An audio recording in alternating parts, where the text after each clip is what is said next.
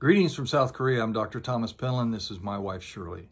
I've spent 40 plus years as an educator and in educational leadership. This year, I'm taking a gap year to see where God would want us to go next. Shirley and I, looking together, would like to continue to be used by God in something that is a challenge, ideally staying in Asia. We love it, and being able to share every day about our knowledge of Jesus and how that's changed our lives. Shirley? Like Tom, I have worked in schools for more than 40 years as an English teacher and as a curriculum leader, and also in teaching English as a second language.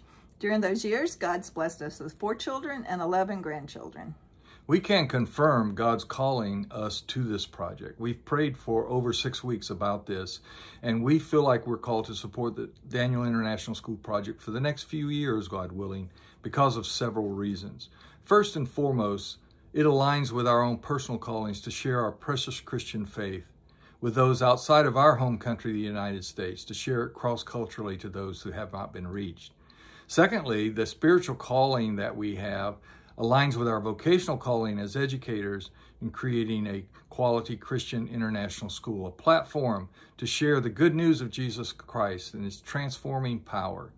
So we feel drawn by that first, but secondly, we feel drawn by the intent of delivering quality Christian international education. Surely, the center of that would be the quality Christian international education that Daniel International School is planning to implement would have these particular characteristics.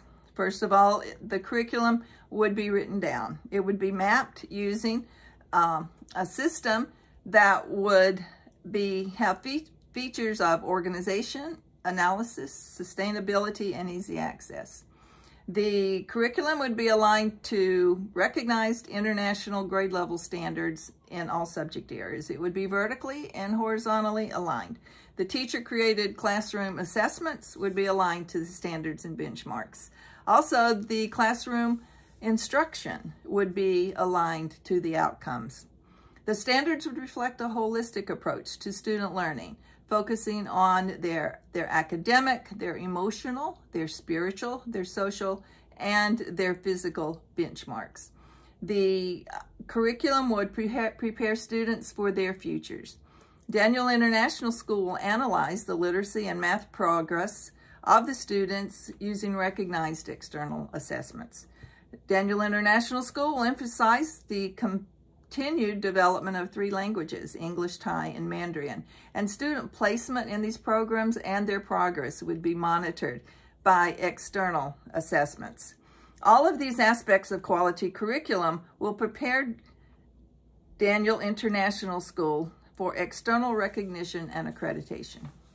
I've had the privilege of working with WASC, the Western Association of Schools and Colleges, for the past 25 years. And this year alone, I'm doing 4 virtual visits, chairing 4 virtual visits to schools here in Southeast Asia.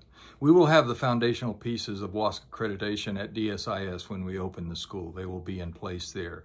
And like GSIS, I'm hoping, God willing, that within the first year of school, we will be able to gain WASC accreditation. GSIS is the only school in Asia that I know of that's been able to do that. We're drawn also not only by the alignment with our personal calling and the curriculum, quality curriculum, and the goal of external accreditation, but also by spiritual formation and discipleship as a critical piece of the vision. And we believe that when working with Stone and Yuk, who have evangelized and discipled Thai young people, we can gain from them the knowledge of how to contextualize the gospel in the curriculum for Thai students without compromising the truth of the gospel. We will offer chapel once a week, Bible classes, spiritual emphasis week, Christian retreats, and service to the community that will be a testimony to Christ by the school and the students. Lastly, we're drawn by the passion that we felt in Stone and Yuk, and also in Brian Van Tassel, our partner from ICS Hong Kong. We see the passion for reaching lost people in Thailand and around the world. We see passion for something that will require us to trust fully in God, something we know we cannot do without God's help.